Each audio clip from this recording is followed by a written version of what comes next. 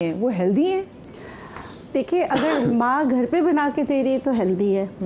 देखिए, मैं हमेशा एक बात बताती हूँ, आपकी बॉडी में इन्फ्लेमेशन पैदा करती है वो चीज़ें जो अल्लाह ने नहीं बनाई, इंसान ने बनाई। हाँ। बहुत आसान है। जो प्रोसेस सारी चीज़ें। हाँ, आप प्रोसेस चीज़ें ना दें। आप देखिए, हम टोमेटो केचप अगर घर में बना लेते तो कोई मसला नहीं है। उसमें से अगर उसका बीज और उसका छिलका निकाल लेते हैं तो आप घर में बना के हर चीज़ दे सकते हैं जो बच्चे को पसंद हो। लेकिन देखिए, अल्लाह गफूर रहीम ने 5 मेजर ग्रुप्स दिए ना, हम वो खिलाते ही नहीं बच्चे को।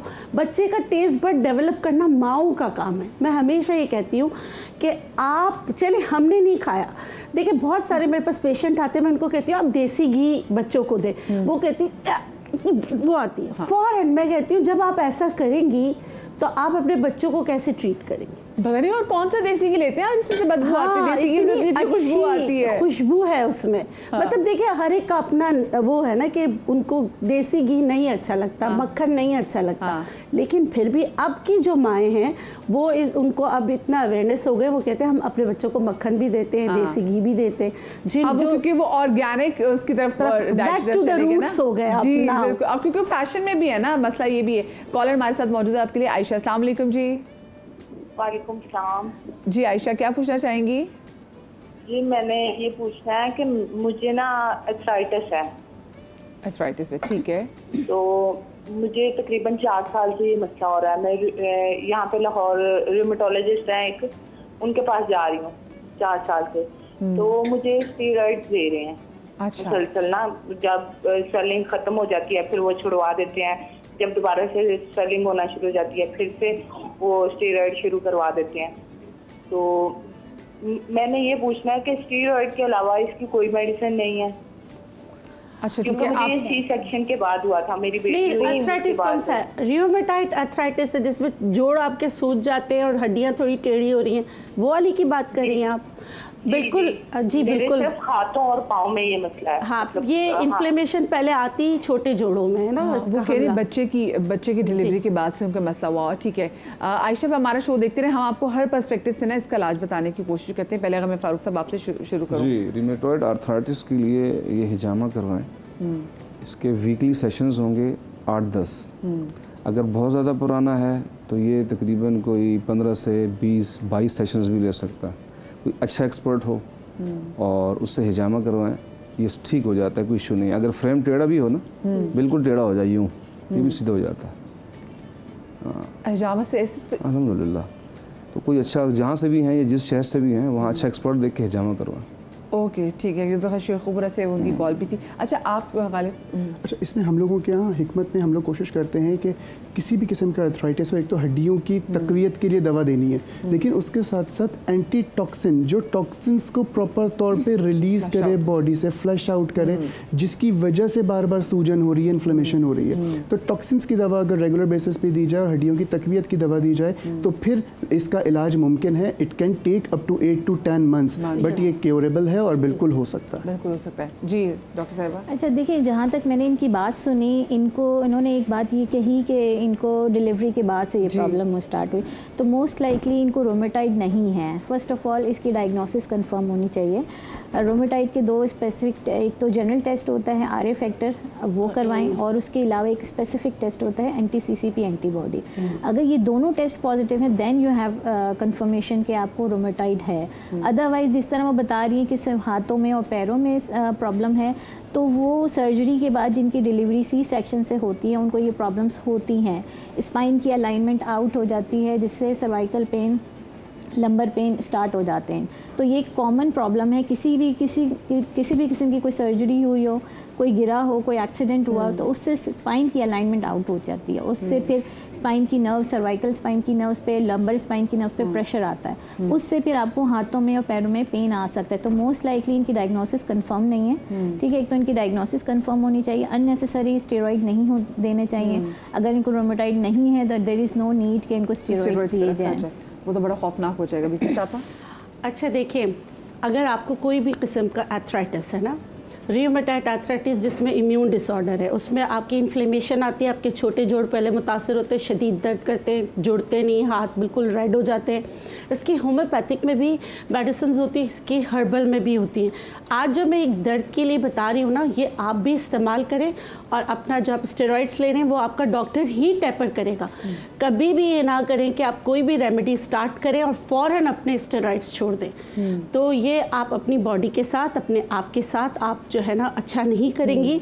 अच्छा, एक आपने मिल्क पीना स्टार्ट करना, मैं सबके लिए बता रही हूँ जिनको भी शदीद तरीन दर्द होता है, ऐसा दर्द है कि डायग्नोसिस पर नहीं आ रहा, चाहे लूपस ही क्यों ना हो। और गालिब ने बिल्कुल सही कहा, हम जब नेचुरोपैथी में जब भी कोई ट्रीटमेंट करते हैं ना, तो सबसे पहले हम आपकी लीवर और आपकी किडनी को डिटॉक्स करते हैं। तो लीवर और किडनी को डिटॉक्स करने के लिए एक बेज़रर से चीज़ है जो हर ठेले पे अब आपको मिलने लगेगी, वो है भुट्टे के बाल, जिसको ज़ाफ़रान करके बेचते हैं, कलर करके, एसेंस करके उसको ज़ाफ़रान करके बेचते हैं और वो लोग दूध में डाल के, अल्हम्दुलिल्लाह माशाल्लाह, भले भी भले। तो वो जो है भुट्टे के बाल आपने लेना है 1 मुट्ठी, कुल्लत्ती की दाल, कुल्लत्ती की दाल लेना है आपने 2 चम्मच। इसको आप 2 लीटर पानी में इतना पकाएं कि आधा लीटर रह जाए। अब भुट्टे के बाल तो आप डिस्कार्ड कर दें, कुल्लत्ती की दाल कोई बात नहीं इसमें है, ये आप जो है पूरे दिन में सिप पीजिए। ये है आपका लीवर और किडनी डिटॉक्स। जब आपका किडनी का ट्रॉमा कम होगा, उस डिटॉक्सिफिकेशन पे जाएगा, तो आपकी बॉडी से इन्फ्लेमेशन निकलेगी। ऐसे लोगों के लिए जिनको बहुत ज़्यादा जैसे इन्फ्लेम्ड है और दर्द हो रहा है ना, घर ही किचन की एक चीज़ बता देती हूँ, वो है मिर्चें। अच्छा, ताज़ी मिर्चें आप लें और तिल का तेल ले लें, 1 कप तिल का तेल और 3 से 4 मिर्चें ले लें। उसको आप चॉप करें, तेल को गरम करें, मिर्चों को आप डाल दीजिए, सही है। और फिर लेकिन वो कटी हुई जगह पे नहीं लगाना आपने, फिर बोलेंगे डॉक्टर बिल्किस आपने बताया था, कट लगा हुआ उस पर नहीं लगाना। यकीन करें ये कैप्सिकम ऑयल बन जाता है। और आप शिमला मिर्च से भी कर सकते हैं, कोई भी मिर्चों से आप इसको तेल को बना सकते हैं। बस आपने क्या करना, वो जो है ना हल्की आंच पे पकाएं कि इन्फ्यूजन हो जाए। लेकिन आपके जो है मिर्चें जो है वो जलनी नहीं चाहिए, इन्फ्यूज्ड करें आप, उसको छान लें। आपकी दर्द दवा बन गई एक्सटर्नल लगाने के लिए। आप ऐसे जहाँ सूजन होती है ना, जो आपके जोड़ सूज जाते हैं, आप उसके गिर्द लगा के बैंडेज बांध दें, आपको इंशाल्लाह वक्ती तौर पर सही लेकिन आराम मिलेगा। सही। अब ये बनाए इससे पहले कि आप ये दूध बनाएं, मैं मियाँ वाली से भी कॉलर है, उनसे बात भी कर लेती हूँ। अस्सलाम वालेकुम जी। वालेकुम अस्सलाम जी, तसव्वुर साहब कैसे हैं आप, ठीक हैं? जी अल्हम्दुलिल्लाह ठीक ठाक। जी, क्या पूछना चाहेंगे?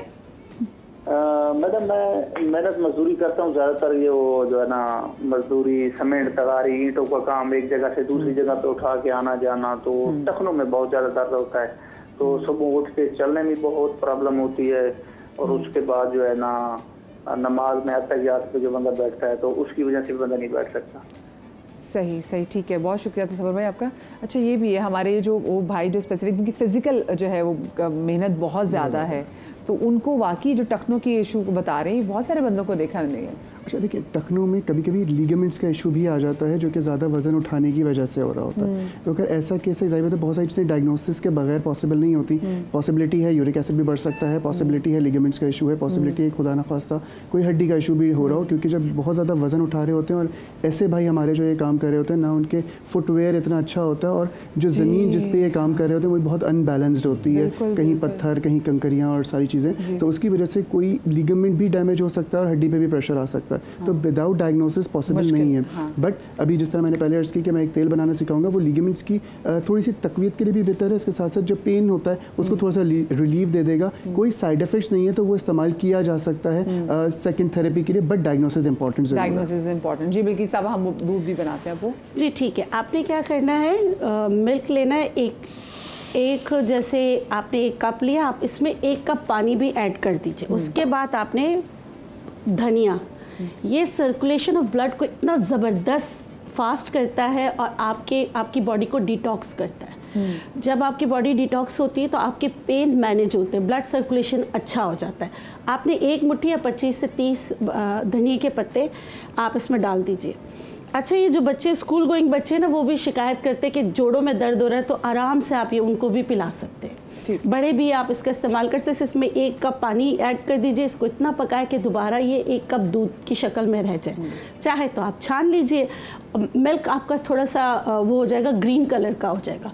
ये आप जो है उन लोगों को दें जो हर वक्त दर्द से, बुज़ुर्ग भी परेशान रहते हैं। और मेरे पास लिटरली मदिया ऐसे बुज़ुर्ग आते हैं जो रो रहे होते हैं, और आप यकीन करें, ये मैं उनको बताती हूँ, फिर वो मुझे जब सेकंड टाइम आते हैं विद मेडिसिन, तो वो मुझे दुआएं दे रहे होते हैं। तो जो भी इसको इस्तेमाल करेगा उसको बहुत ज़्यादा अल्लाह के हुक्म से बहुत फ़र्क पड़ेगा। आप ये ज़रूर इस्तेमाल करें।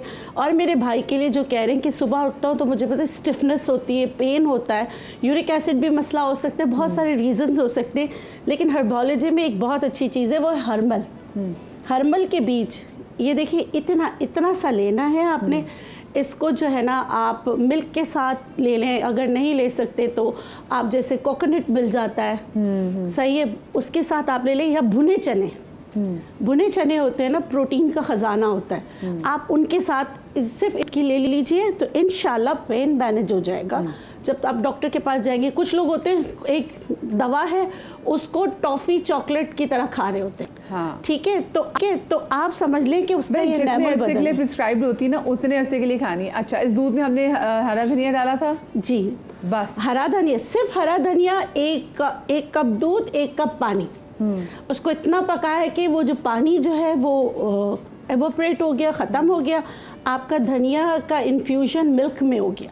आप ये वाला जो मिल्क है फिर ये आप पिलाएं उनको जिनको बहुत ज़्यादा शदीद दर्द रहता है, ख़ास कर वो लोग जो सुबह उठ के अपना एड़ी जो है नीचे नहीं रख सकते। वो कहते हैं कि पता नहीं ऐसा पीसफुल नींद नहीं होती, सुबह उठ के बिल्कुल बॉडी स्टफ हो जाती है। अच्छा बताइए, नीम गर्म पीना है, उसको ठंडा पी सकते हैं?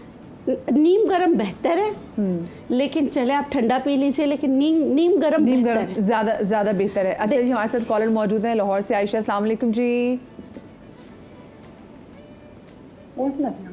वालेकुम अस्सलाम। आयशा, आपकी आवाज़ नहीं आ रही मुझे।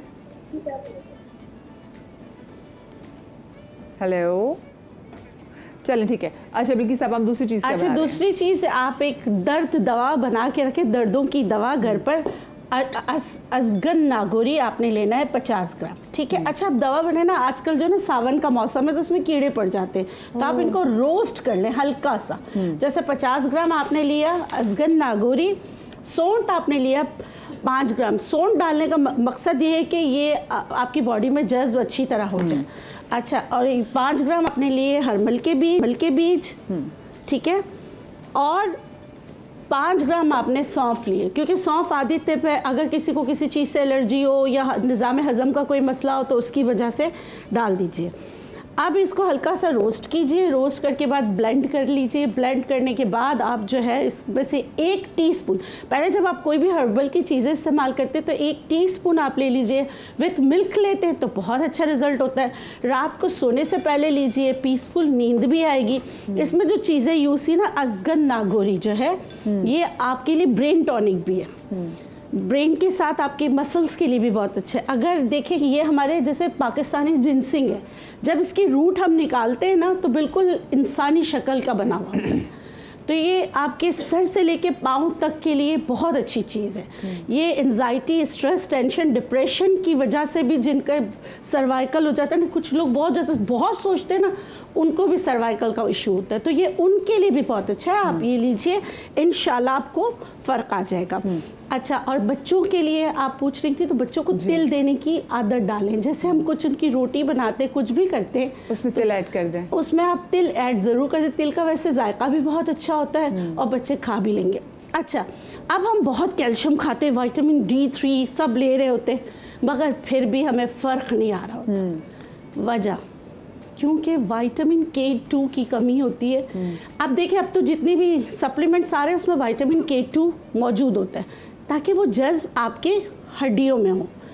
अगर ऐसा नहीं है, आप कोई भी हर्बल रेमेडी भी करते हैं तो कद्दू के बीज आप ज़रूर इस्तेमाल करें, जिंक और विटामिन K2 का ख़जाना है। उसके साथ आपने पालक का इस्तेमाल करना है। तो आप देखेंगे अगर अपनी ग़िज़ा में ये चीज़ें ऐड कर ली, हरे पत्तों वाली सब्जियां सब बहुत बेहतरीन होती हैं। ये किन को मना है वो मैं बता देती हूँ। हाँ।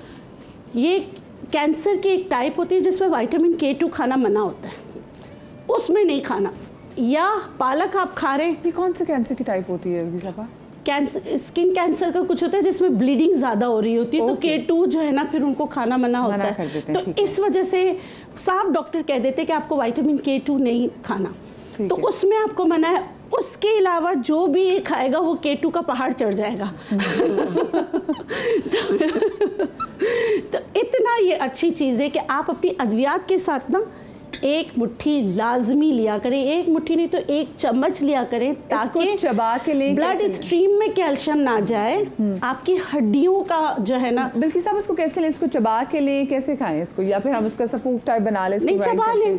चबा लें तो चबा लें। देखिए पुराने ज़मानों में ऐसा होता था कि आपके घर में जब सर्दियाँ आती थी तो सब जैसा मटर और ये सारी चीज़ें जो है ना, पहले कभी भी किसी का भी बीज फेंका नहीं जाता था, सारे जो है ना टेरेस में सुखा रहे होते थे। उसके बाद सब शाम में बैठते थे चाय के लिए, हर कोई छील के खा रहा होता था। हाय, ये मुझे लग रहा है आप अपने ना वहाँ अपने इलाके का बता रही है, वहाँ पे ज़्यादा एक्टिविटी थी, क्योंकि मुझे अब हो रहा है अपने घर वालों पे कि हमने क्यों नहीं किया ये एक्टिविटी हमने क्यों नहीं की? नहीं, मेरी सास भी करती थी वो, ये ना जब बैठ के बातें करनी होती थी, कुछ समझाना होता था तो वो छील के खुद भी खा रही होती, हमें भी खिला रही होती थी। और है ना ये यहाँ पर भी मैंने देखा है अक्सर। अरे बिल्कुल आप सही करिए, हमारे एरिया में तो सर जैसे इसके तो नहीं, लेकिन सारे जो चीज़ें होती है जैसे चिलगोज़ा वगैरह सब एक मी टाइम होता है जिसमें फैमिली टाइम होता है, उसमें जो भी डिस्कस फैमिली की करनी होती है तो ये नट्स के साथ हो रही होती थी। डॉक्टर बिल्किस आपकी रेमेडी सारी होगी। एक ऑयल है, जी तो बता दीजिए। एक ऑयल मैं इसे वर्बली बता देती हूँ, आप घर में बना के रखें। आपने अजवाइन लेना है, आपने लहसुन लेना है, आपने जो है ना जायफल लेना है, ठीक है, और सरसों का तेल लेना है। सरसों का तेल, अजवाइन आपके घर में होगी, लहसुन भी आपके घर में होगी, और जायफल भी। जायफल, हाँ जायफल सही है। और आप कितना लेंगे, अगर आपने 50 ml का लिया है तो एक चम्मच आप ले लीजिए। जायफल एक तोड़ के रख लीजिए। पहले लहसुन को सरसों के तेल में पका लीजिए, जब ये पक जाए, ब्राउन हो जाए, तो उसमें आप अजवाइन और जायफल डाल के बंद कर दीजिए चूल्हा। आपका ऑयल जो है वो तैयार हो गया, ठीक है। फिर इसको छान लीजिए। ये बच्चों को भी और बड़े भी आराम से लगा सकते हैं, और ये वो भी लगा सकते हैं जिनको नज़ला, जुकाम, खांसी की वजह से जो दर्द हो रहा होता है ना, बॉडी एक्स एंड पेन हो रहा होता है, तो उसमें भी लगा सकते हैं। उसके लिए कहाँ लगाएंगे फिर? ये गर्दन पे लगाएंगे, कहाँ लगाएंगे? सीने पे, पीछे पीठ और पाँव के नीचे, पाँव के तलवों के नीचे हम लगाएंगे। बिल्कुल लगाएं रोजाना। बच्चे स्पेशली जिनको बड़ी बलगम वाली खांसी आती है, बड़ी खड़खड़ वाली खांसी होती है, और उसके बाद उनको फीवर हो जाता है, जी तो फिर उनके लिए ये बहुत अच्छा। और ये वाला जो तकलीफ से होता है, फिर उनको नेबुलाइज करें, उनको स्टीम दें बच्चों को। और इसमें आप हींग भी डाल सकते हैं, जब बिल्कुल बन जाए ना तो 1 ग्राम हींग आप डाल दें, तो ये आपका बहुत अच्छा सा ऑयल तैयार हो जाएगा। कॉलिक बच्चों को भी आप लगा सकते हैं, जो कॉलिक की होते हैं ना, जो हर वक्त जैसे फादर्स कॉलिक कहते हैं ना, जैसे अब्बा को देखते रोना शुरू कर देते तो जैसे अब्बा घर आए और फौरन उनका ना रोना शुरू हो जाता है, तो इसलिए कहते हैं फादर्स कॉलिक। तो ऐसे कॉलिक की बच्चे जो होते हैं ना, उनको भी लगाएं, वो सुकून में आते हैं।